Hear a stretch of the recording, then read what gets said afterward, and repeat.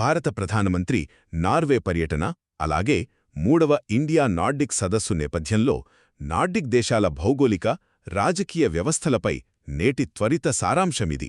ప్రపంచవ్యాప్తంగా అత్యుత్తమ జీవన ప్రమాణాలు కలిగిన ఈ ప్రాంతం అసలు ఎందుకంత ప్రత్యేకమనేది ఇప్పుడు మనం వేగంగా చూద్దాం. మొదటగా అక్కడి భౌగోళిక మరియు జనాభా స్థితిగతుల గురించి మాట్లాడుకుందాం. నార్డిక్ ప్రాంతం అనగానే అంతా ఒకేలా ఉంటుందనుకుంటే పొరపాటేనండి. ఇందులో భారీ విస్తీర్ణం జనాభా ఉన్న స్వీడన్తో పాటు అతి తక్కువ జనాభా ఉన్న ఐస్లాండ్ లాంటి చిన్న దేశాలు కూడా ఉన్నాయి.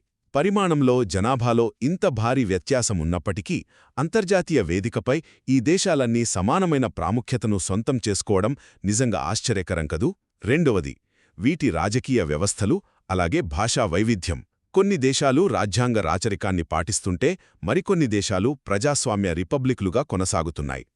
పొరుగు దేశాలే అయినా వీరి భాషలు కూడా పూర్తిగా భిన్నమైన మూలాల నుంచి వచ్చాయి.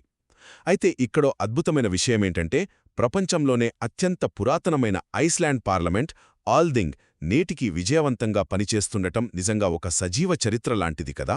ఇక చివరిగా, ఈ భిన్నత్వాన్ని ఏకం చేసే అంతర్జాతీయ సహకారం. ఈ దేశాలన్నీ ఒకే అంతర్జాతీయ కూటముల్లో సభ్యులుగా లేకపోయినా నార్డిక్ కౌన్సిల్ ద్వారా తమకంటూ ఒక ప్రత్యేకమైన బంధాన్ని ఏర్పరచుకుని కలిసి ఎదుగుతున్నాయి.